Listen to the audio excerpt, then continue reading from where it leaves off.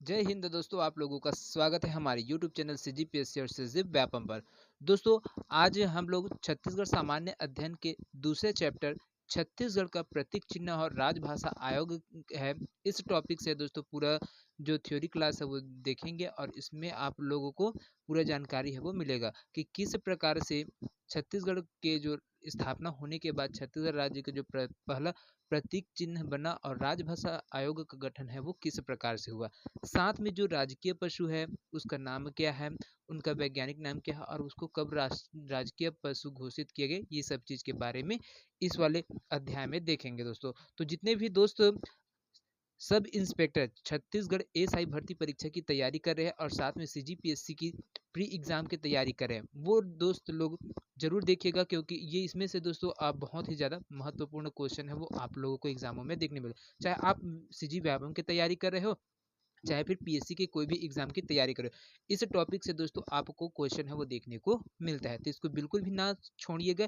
एक एक पॉइंट को दोस्तों जो बुक है ना, उसके हिसाब से आपको एक एक पॉइंट को है वो लेकर आया गया, तो इसमें लास्ट तक देखिएगा जरूर, है ना। और वीडियो पसंद आएगा दोस्तों तो ज़्यादा से ज़्यादा लोगों तक शेयर अवश्य करेंगे। तो चलिए यहाँ पर स्टार्ट करते हैं। यहाँ पर अध्याय दूसरा है, छत्तीसगढ़ का प्रतीक चिन्ह और राजभाषा आयोग है। यह अध्याय दूसरा का चैप्टर नंबर 2 है। इसमें देखिए दोस्तों, आपका जो छत्तीसगढ़ राज्य का जो गठन हुआ था दोस्तों वो 1 नवंबर सन 2000 को दोस्तों हुआ था छत्तीसगढ़ राज्य का गठन। साथ में ये देश के 26वें राज्य के रूप में दोस्तों अस्तित्व में आया था।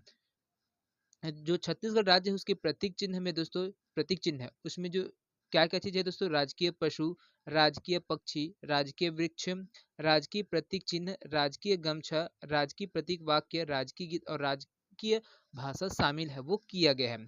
तो कौन कौन सा चीज, तो ये सभी चीजों को दोस्तों यहाँ पर इस वीडियो में पूरा डिस्कस करने वाले हैं। तो देखिए सबसे पहला है आपका यहाँ पर राजकीय पशु।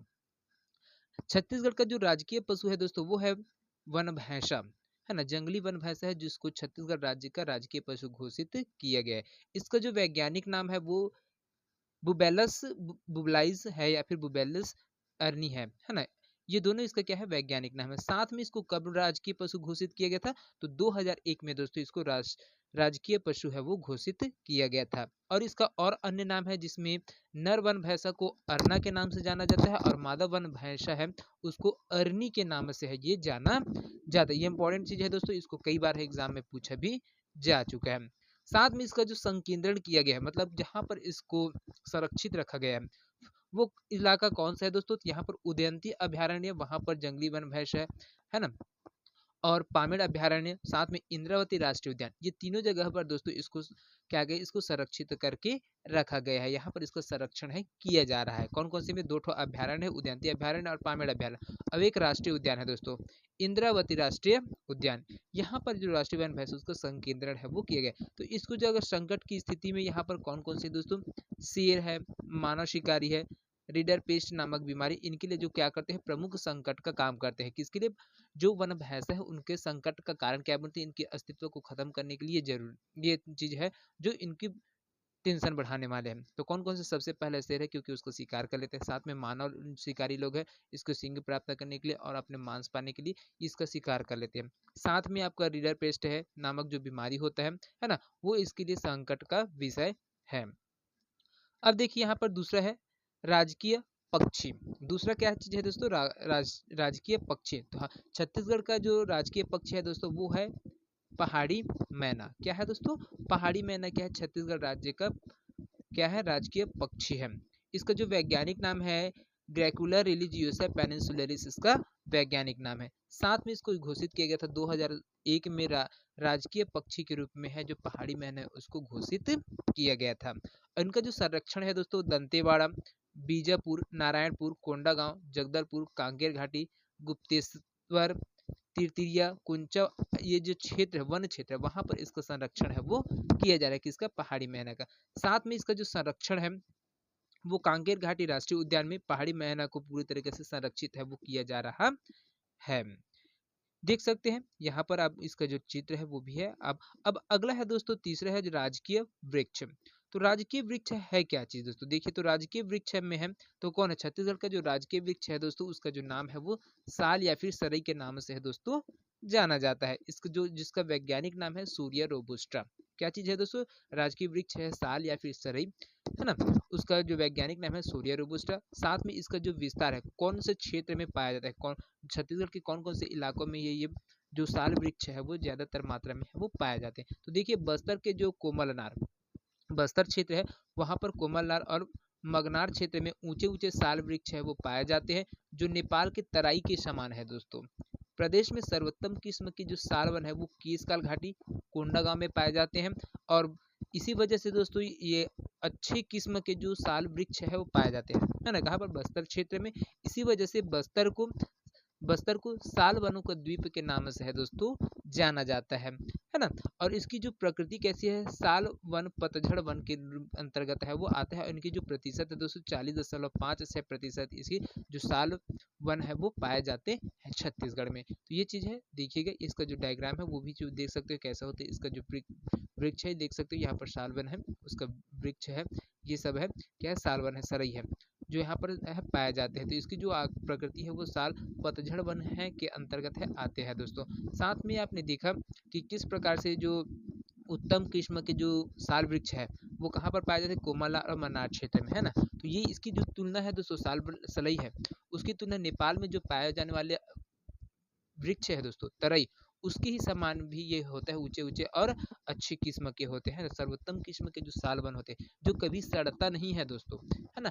क्योंकि ये तैलीय प्रकृति की होती है, जिस वजह से ये क्या होता है, साल वृक्ष है वो सड़ता नहीं है, ना ही पानी में गलता है ना। वो जैसा था वो वैसे ही रहता है, इसकी ये क्वालिटी होती है। चलिए अगला है राजकीय आकृति के बारे में डिस्कशन कर लेते हैं दोस्तों। तो राजकीय आकृति क्या चीज है? तो देखिए देखिए राजकीय आकृति है, जो छत्तीसगढ़ राज्य है उसकी जो आकृति है वो दोस्तों वो छत्तीसगढ़ है के क्या है, किसके जैसे है, समुद्री घोड़ा के समान इसकी आकृति है दोस्तों। किसके समान? समुद्री घोड़ा के समान इसकी आकृति है। आकृति कब बना है, इसको कब बनाया गया था, छत्तीसगढ़ राज्य उसका सीमा रेखा है वो कब खींचा गया था? तो इसका जो सीमा रेखा है दोस्तों 1905 में छत्तीसगढ़ के सर्वप्रथम मानचित्र है वो बनाया गया था। कब बनाया गया था? 1905 में बनाया गया था, है ना। और 1905 के जो भौगोलिक परिवर्तन हो उसके परिणाम स्वरूप दोस्तों यहाँ पर इसको पूरा बनाया गया था, जिसमें जो छत्तीसगढ़ में 5 रियासतों को मिलाया गया था, और साथ में जो है ना संबलपुर संभाग उसको हटाकर फिर नया नक्शा है वो बनकर तैयार है। जो अभी वास्तविक में जो मूल छत्तीसगढ़ का नक्शा है वो चीज है वो अस्तित्व में आया। फिर उसकी रेखा चित्र है वो खींचा गया था 1818 में। तो किसके द्वारा खींचा गया था? तो पंडित सुंदरलाल शर्मा के द्वारा है दोस्तों। उनकी जो लिपि थी पांडुलिपि, उसमें स्पष्ट रेखा चित्र है छत्तीसगढ़ का खींचा गया था। कब खींचा गया था? तो 1918 में। और दोस्तों 2023 में जो असिस्टेंट टीचर का एग्जाम हुआ था उसमें जो छत्तीसगढ़ है ना, छत्तीसगढ़ का जो प्रथम संकल्पनाकार है ना, कल्पनाकार के रूप में किसे माना गया था? खूबचंद बघेल को माना गया था। लेकिन यहाँ पर देखिए दोस्तों, जो पांडुलिपि में पंडित सुंदरलाल शर्मा इसी को ही प्रथम संकल्पनाकार के रूप में है वो माना जाता है। आयोग के द्वारा अब 2023 में जब शिक्षक भर्ती होता तो उसमें खूबचंद बघेल जी को है वो माना गया है। तो इसको भी ध्यान में रखिएगा, बहुत ही इंपॉर्टेंट चीज है ना। अब अगला है दोस्तों, देखिए राजकीय प्रतीक चिन्ह है। छत्तीसगढ़ राज्य का जो प्रतीक चिन्ह है दोस्तों कौन सा है? ये वाला है ना। छत्तीसगढ़ राज्य का जो प्रतीक चिन्ह है ये है, जिसमें बीच में आपका क्या है, अशोक चिन्ह है ना। तो देखिए यहाँ पर क्या क्या चीज है इसमें मेंशन किया गया है जो राजकीय प्रतीक चिन्ह है उसमें। तो देखिए छत्तीसगढ़ों से घिरा हुआ गोलाकार चिन्ह है, ये जो है दोस्तों बाहर में ये किला के जैसे ये है ना, ये 36 है पूरा, ये घिरा हुआ है गोलाकार चिन्ह में घिरा है, जिसका जो रंग है दोस्तों कैसा है? हरा रंग का है। साथ में जो मध्य में भारत का प्रतीक चिन्ह है दोस्तों ये वाला है ना, अशोक स्तंभ, जो लाल रंग में है। कौन से रंग में? लाल रंग में है। और साथ में दोस्तों यहाँ पर जो धान की बालियां ये सुनहरी रंग में है ना, ये सुनहरी रंग में क्या है? धान की बालियां है ना, सुनहरा रंग में। और ऊर्जा के रूप में दोस्तों ये दो ठो ऊर्जा के रूप में है ना, ये ऊर्जा के रूप में है। तो यहाँ पर इसका जो रंग है वो दोस्तों किस प्रकार का है? नीला रंग में है, प्रदर्शित हो रहा है। और साथ में नदियों को रेखांकित करती लहर है दोस्तों, ये देखिए 3 रंग में है ना। ये तिरंगे के रंग में दोस्तों नदियां हैं, वो तीनों है क्या है? नदियों के रूप में, तिरंगों के रंग में इसको रखा गया है। केसरिया रंग में है, सफेद रंग में है, और आपका हरा रंग में है। और यहाँ पर दोस्तों इतने सारी चीज है इसको मिलाया लिया गया है। लेकिन जो छत्तीसगढ़ का जो वृक्ष है दोस्तों, राजकीय वृक्ष है ना, साल वृक्ष, उसको दोस्तों इस जो प्रतीक चिन्ह बनाया गया उसमें शामिल है वो नहीं किए गए थे। इसके साथ में दोस्तों छत्तीसगढ़ का जो प्रतीक चिन्ह है दोस्तों उसको 4 सितंबर 2001 को राज्य शासन द्वारा दोस्तों स्वीकृति प्रदान है वो किया गया था। और इसी के साथ में दोस्तों छत्तीसगढ़ राज्य को हर्बल स्टेट का दर्जा भी दोस्तों 4 जुलाई 2001 को है घोषित किया गया था, है ना। तो इसको भी ध्यान में रखिएगा। चलिए अब अगला है राजकीय गमछा। राजकीय गमछा है दोस्तों कब लॉन्च किया गया था, तो देखिए यहाँ पर राजकीय गमछा ही वो कुछ इस प्रकार से है ना। इस प्रकार से है राजकीय गमछा। ये है आपका क्या है राजकीय गमछा, ये वाला राजकीय गमछा है और इसमें जो जो चीज मेंशन किया गया राजकीय गमछा में वो सब चीजें यहाँ पर अंकित किया हुआ है। तो उसको देखिए तो क्या क्या चीज है राजकीय गमछा में, छत्तीसगढ़ का जो राजकीय गमछा है उसमें क्या क्या चीज है। तो देखिए इस जो राजकीय गमछा है दोस्तों उसका जो लोकार्पण किया गया था 14 अक्टूबर 2021 को है वो जो तत्कालिक मुख्यमंत्री जी थे, है ना, भूपेश बघेल जी, उनके द्वारा है क्या है राजकीय गमछा है इसको लॉन्च किया गया था। उसके बाद इसका जो राजकीय गमछा उसको किस प्रकार से बनाया गया है, क्या क्या चीज से मिलकर बने, तो ये जो टसर सिल्क और खादी के मिलने से है दोस्तों इस गमछे का निर्माण है वो किया गया था। और इसकी जो बुनाई है वो कहाँ पर किया गया था दोस्तों, सिवनी, जो जांजगीर और चांपा के बुनकरों के द्वारा है, जो सिल्क के लिए प्रोडक्शन के लिए वहां पर फेमस है छत्तीसगढ़ में, है ना, जांजगीर चांपा। तो वहां से जो सिवनी चांपा के बुनकर लोग हैं उनके द्वारा इस गमछा का क्या किया गया निर्माण है वो कराया गया था। और इसका जो लंबाई है दोस्तों, है ना, लेंथ है उसको कितना रखा, लंबाई 84 इंच है ना, और जो चौड़ाई है वो 24 इंच है रखा गया है दोस्तों। किसका जो गमछा है उसके लंबाई है 84 इंच है और चौड़ाई है 24 इंच का इसको रखा गया। साथ में इसमें क्या क्या चीज अंकित किया गया इस गमछे में, तो देखिए राजकीय पक्षी अंकित किया गया है ना। यहाँ पर एक एक चीज को देखिएगा, ये जो आपका राजकीय है ना राजकीय पक्षी है इसको अंकित किया गया, साथ में पहाड़ी मैना है उसको अंकित किया गया है, राजकीय पशु वनभैंसा है, ये वनभैंसा उसको भी अंकित किया गया है। साथ में गोदना चित्रकारी का प्रदर्शन किया गया। बस्तर का जो प्रसिद्ध गौर मुकुट है दोस्तों, है ना, ये वाला गौर मुकुट है उसको भी इसमें दिखाया गया है। मांदर का है, लोक नृत्य करते हुए जो लोग हैं कलाकार लोग हैं उनको भी यहाँ पर रेखांकित है वो किया गया है। साथ में जो धान की बालियां हैं और हल जोतते हुए किसान का है उसको भी यहाँ पर अंकित है वो किया गया है। तो एक एक चीज है आप देख सकते हैं, ये पूरा एक एक चीज है वो इसमें दिखाई दे। हल जोतते हुए किसान का भी इसमें चित्र अंकित किया गया और सरगुजा की जो प्रारंभिक भित्ति चित्रकला है दोस्तों उसको भी इसमें स्थान दिया गया है, किसमें, राजकीय गमछा में। चलिए अब आगे देखते हैं राजकीय प्रतीक वाक्य में के रूप में। तो राजकीय प्रतीक वाक्य है दोस्तों क्या था, गढ़बो नवा छत्तीसगढ़ है दोस्तों। राजकीय प्रतीक वाक्य है वो क्या था, गढ़बो नवा छत्तीसगढ़, है ना। प्रतीक वाक्य के रूप में आपका गढ़बो नवा छत्तीसगढ़ है, छत्तीसगढ़ी भाषा में इस वाक्य को लिया गया है, जिसका अर्थ क्या है, नए छत्तीसगढ़ का निर्माण करेंगे, ये इसका हिंदी अर्थ होता है। साथ में जो राजकीय प्रतीक वाक्य है दोस्तों इसकी जो घोषणा है वो किसने किया था, तो जो पूर्व में जो हमारे पूर्व मुख्यमंत्री थे, सीएम, है ना, मुख्यमंत्री भूपेश बघेल जी, उनके द्वारा 26 जनवरी 2019 को दोस्तों ये जो नारा है ना, गढ़बो नवा छत्तीसगढ़ है, उस वाक्य को है उनके द्वारा दिया गया था, जिसके बाद से उसको इसके लिए अधिसूचना जारी किया गया था 5 जून 2019 को, और छत्तीसगढ़ का प्रतीक वाक्य इसको बनाया गया था दोस्तों। साथ में इसको जो स्लोगन दिया गया था गढ़बो नवा छत्तीसगढ़ का इस्तेमाल कांग्रेस द्वारा अपना जो घोषणा पत्र है उसमें भी है वो किया गया था, जिसके तहत इसको क्या है राजकीय प्रतीक वाक्य के रूप में इसको मेंशन किया गया था, है ना। और 5 जून 2019 को इसको अधिसूचित करके इसको प्रतीक वाक्य के रूप में बना दिया गया। साथ में इसका जो प्रमुख बिंदु रखा गया था वो क्या था, पूर्ववर्ती जो सरकार थी, है ना, मतलब पहले के टाइम में 2018 के चुनाव के पहले, है ना, डॉक्टर रमन सिंह जी थे, है ना, तो उनके द्वारा सरकार ने प्रतीक वाक्य विश्वसनीय छत्तीसगढ़ दिया था। उनके द्वारा जो स्लोगन दिया गया था वो क्या था, विश्वसनीय छत्तीसगढ़ दिया गया था। तो उसको हटाकर प्रतिस्थापित करके गढ़बो नवा छत्तीसगढ़ है उसको भूपेश बघेल के द्वारा इस स्लोगन को लाया गया और इसको राजकीय प्रतीक वाक्य है वो बनाया गया था। अभी तत्कालीन में है दोस्तों, तत्काल में कौन है, तो माननीय मुख्यमंत्री जी है ना, अभी वर्तमान में उनको देखिए। चलिए आगे का है, यहाँ पर आगे है राजकीय गीत है दोस्तों, है ना, आगे क्या है राजकीय गीत है। तो राजकीय गीत है दोस्तों कौन है, तो हमारा जो छत्तीसगढ़ का राजकीय गीत है दोस्तों वो अरपा पैरी के धार है ना। इनके जो रचयिता है दोस्तों वो डॉक्टर नरेंद्र वर्मा जी है। इस गीत को है क्या रचना करने वाले कौन थे, डॉक्टर नरेंद्र देव वर्मा जी है दोस्तों। इसको राजकीय गीत के रूप में कब घोषित किया गया था दोस्तों? तो 2 फरवरी 2020 को माननीय श्री भूपेश बघेल जी के द्वारा है, जो हमारे पूर्व मुख्यमंत्री, उनके द्वारा क्या किया गया था, पूर्व मुख्यमंत्री थे, है ना, जो उनके द्वारा इसको राजकीय गीत के रूप में जोड़ा गया था, अधिसूचित करवाया गया था, लागू करवाया गया था 2 फरवरी 2020 को। और इसका जो गायन है दोस्तों, प्रत्येक जो शासकीय कार्यक्रम होते हैं, है ना, उसकी शुरुआत में ही दोस्तों इस गाने का है वो गाया जाता है, इस गीत है उसको गाया जाता है।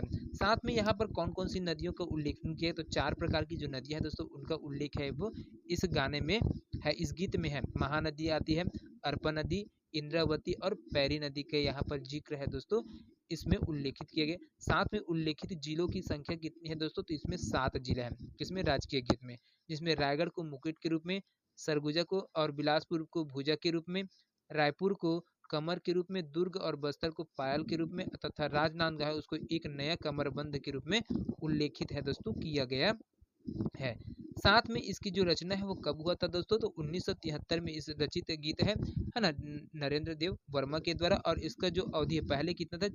6 मिनट 36 सेकेंड का, 6 मिनट 36 सेकेंड के इसके पूरा गाना था, उसको 1 मिनट 15 सेकेंड है दोस्तों राजकीय गीत के रूप में इसको रखा गया, इसके समय सीमा है उसको तय किया गया है। तो इसको आप देख सकते हैं, यहाँ पर छत्तीसगढ़ का राजकीय गीत है, उसको भी आप पूरा देख सकते हैं। और ये जो है, जो फोटो में है दोस्तों, ये है डॉक्टर नरेंद्र देव वर्मा जी, इन्हीं के द्वारा है दोस्तों, है ना। 1973 में क्या किया गया था? इस गीत की रचना है वो किया गया था। चलिए अगला है छत्तीसगढ़ महतारी की जो प्रतिमा है उसके बारे में जानकारी लेते हैं, है ना। तो छत्तीसगढ़ महतारी की जो प्रतिमा है दोस्तों, उसका जो अनावरण है 1 नवंबर 2022 को मुख्यमंत्री भूपेश बघेल जी के द्वारा, है पूर्व मुख्यमंत्री, है ना, उनके द्वारा किया गया था। और ये कहाँ, कौन से स्थान से किया गया था दोस्तों? तो कलेक्ट्रेट चौक रायपुर से दोस्तों इसका अनावरण है वो किया गया था।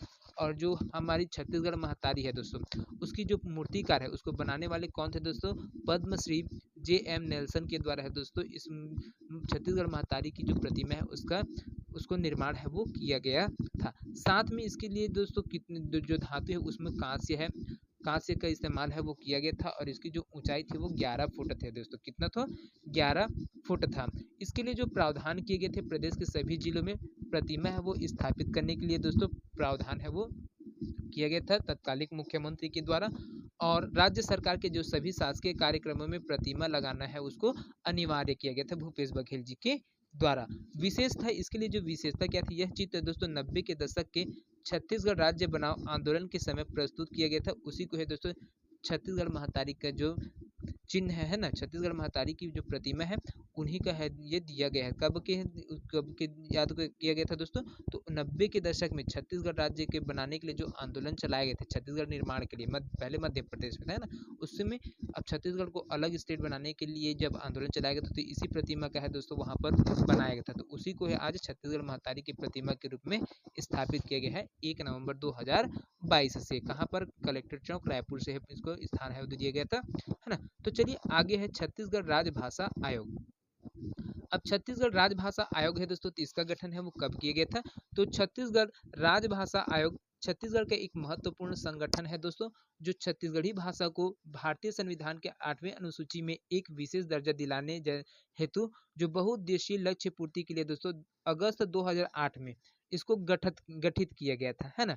और इसके लिए जो विधायी प्रक्रिया है वो चलाई गई थी, जिसके तहत दोस्तों यहाँ पर विधेयक है छत्तीसगढ़ को राजभाषा विधेयक 2007 के रूप में है वो विधेयक है वो प्रस्तुत किया गया था, जिसका नाम रखा गया था, है ना, यहाँ पर छत्तीसगढ़ राजभाषा संशोधन विधेयक 2007 है वो रखा गया। साथ में विधेयक को पारित किया गया था 28 नवंबर 2007 को यहाँ पर पारित किया गया था। राजभाषा दिवस के रूप में दोस्तों छत्तीसगढ़ में छत्तीसगढ़ राजभाषा दिवस के छत्तीसगढ़ी राजभाषा दिवस के रूप में दोस्तों 28 नवंबर से है वो प्रति वर्ष इसको मनाया जाता है। साथ में राजपत्र में इसका प्रकाशन है दोस्तों 11 जुलाई 2008 को छत्तीसगढ़ राजभाषा संशोधन अधिनियम 2007 के तहत इसको प्रकाशित किया गया था दोस्तों, किसमें? राजपत्र में।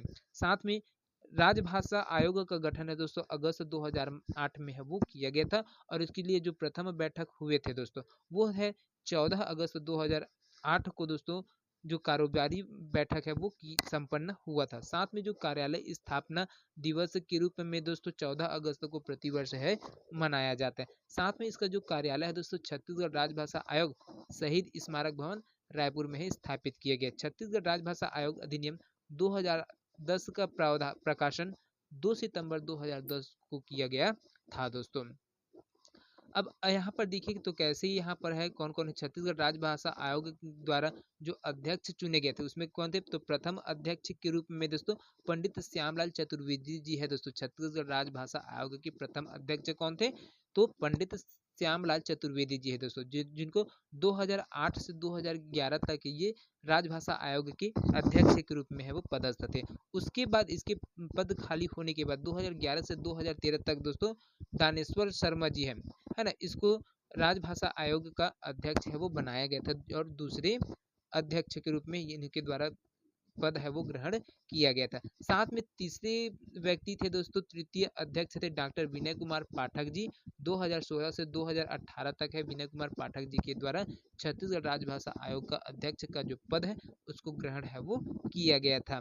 अब यहाँ पर देखिए दोस्तों जो मुख्य बात है क्या चीज है, छत्तीसगढ़ राजभाषा आयोग के उद्देश्य और इसका लक्ष्य क्या था, तो राजभाषा को संविधान की 8वीं अनुसूची में दर्जा दिलाने के लिए दोस्तों इसका गठन है वो किया गया है। साथ में छत्तीसगढ़ी भाषा को राजकाज की भाषा के रूप में उपयोग में लाने का उद्देश्य है रखा गया, और साथ में त्रिभाषाई भाषा के रूप में विभिन्न कक्षाओं के पाठ्यक्रम में दोस्तों यहाँ पर छत्तीसगढ़ में इसको शामिल करने का उद्देश्य है वो रखा गया था, है ना। तो ये मुख्य चीज था, इसको ध्यान में रखिएगा, बहुत ही इंपॉर्टेंट चीज है।